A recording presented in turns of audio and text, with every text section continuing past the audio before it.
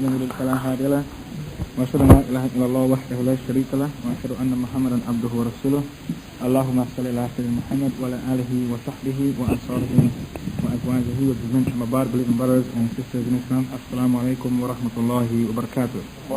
Is unprecedented. We haven't covered this topic before.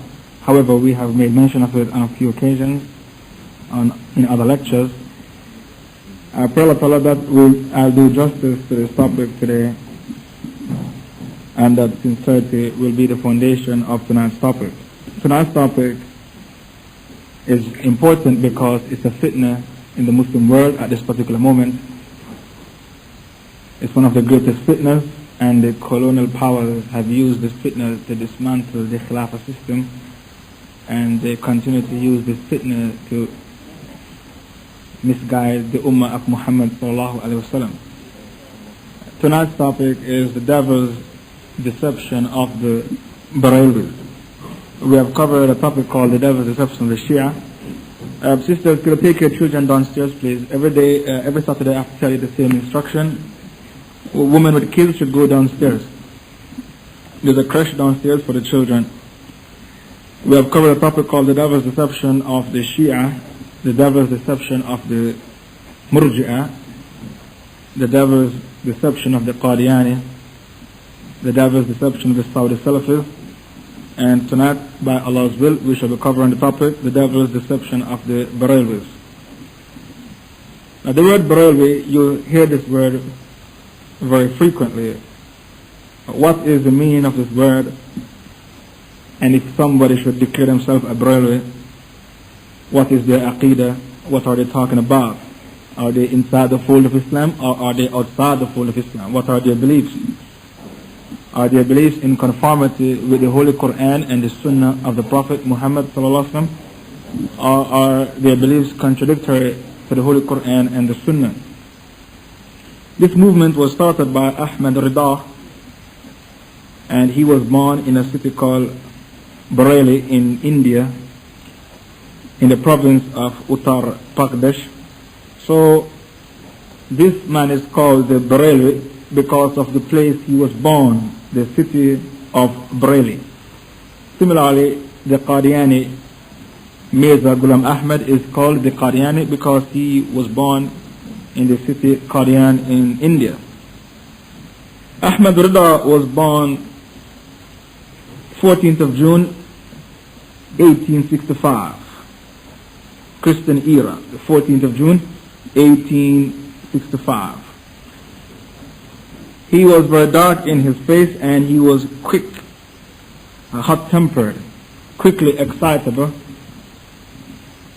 and he was insolent, and he used to curse a lot, and reviling, and he used obscene languages to his enemies, and lewd language. Sometimes he would utter words that were not worthy of a common man, a layman, much less a person who claimed to be a scholar. So he used to swear a lot. This man didn't care anything about the Holy Quran or the Sunnah. He was rebellious to Quran and Sunnah, and he was very rebellious to the Sharia, the Islamic Sharia.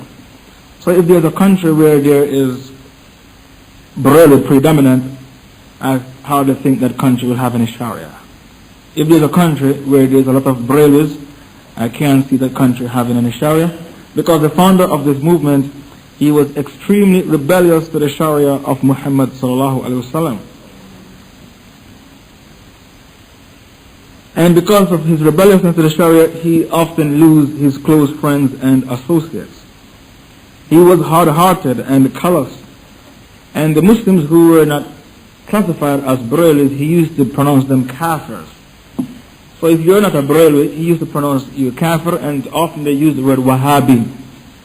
And the Bareilvis, they hate the people who they pronounce Wahhabis or kafirs more than how they hate Hindus. So they feel closer to Hindus and Sikhs. They have more mercy in their hearts for Hindus and Sikhs than the people who they classify as Wahhabi. And the Wahhabi in their mind are the people who abstain from shirk, and those who abstain from bid'ah, and abstain from the black magic which the Bareilvis love to practice.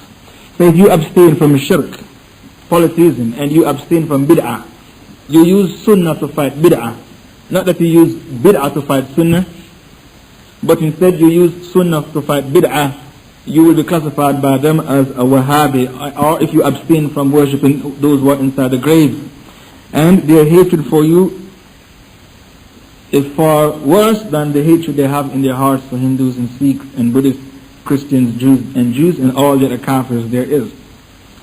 The Bareilvis love to narrate stories, fabricated stories and lies of their own concoction about their leader. So they like to tell fictitious stories about their leader, Ahmad Rida, in order to elevate him above his real level. So they fabricate stories and concoctions like he memorized the Quran when he was 3 years old. And they repeat hyperbolic praise about him, claiming that when his father used to lecture him, even though he was only 4 years old, sometimes his father wondered, am I the one teaching him or is he teaching me? He was so intelligent. His father used to be baffled. Am I his sheikh or he is my sheikh? Also, he himself wasn't satisfied with a rank less than the rank of the prophets. So once he said to his followers and his novices, while he was suffering from severe headache and fever, these diseases are blessed. They struck the prophets that came before. And Allah Ta'ala has struck me with the same illnesses. My birth, he said, can be derived from the words of Allah Ta'ala. أُولَٰئِكَ كَتَبَ فِي قُلُوبِهِمْ الْإِيمَانِ وَأَيَّدَهُمْ بِرُوحٍ مِّنْهُ. For such he has written faith in their hearts and strengthened them with a spirit from himself. His followers, as well as his students, claim that he was infallible. He has never made a mistake throughout his entire lifetime. He has never had a slip of the tongue. Not once in his lifetime has he ever had a slip of the tongue. And when he used to write his books, not once did he make a mistake when he was writing his books. And the person who elevated him to this level, claiming that he never had a slip of his tongue in his writing, is Zafruddin. Zafruddin, in his book Hayat ala Hadrat, the life of the most noble, His Majesty, Hayat ala Hadrat. So, in page 22 of his book, he claimed that once he was reciting the Holy Quran, and his Shaykh was teaching him to recite surahs from the Holy Quran, and Ahmad Rida, the Bareilvi, the founder of the Bareilvi, he could not recite an ayah, and his grandfather was surprised. How is it that my grandson is unable to recite this particular ayah? Because his grandson is meant to be intelligent.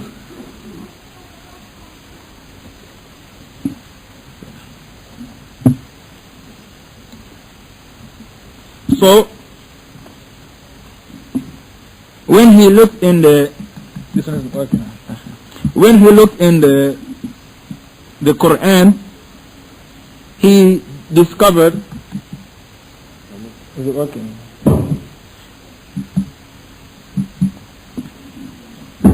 When he looked in the Quran, he discovered that,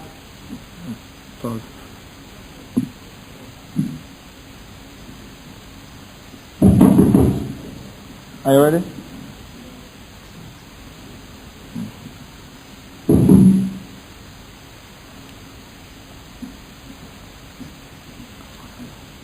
When his grandfather discovered, it's not working.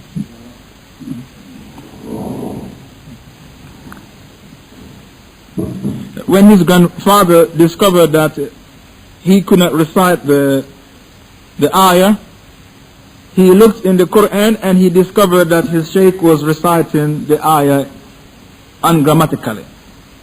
So because his Shaykh was making the mistake, he was reciting the ayah ungrammatically with grammatical errors, and the Bareilvi is saved from errors. Allah Ta'ala protected the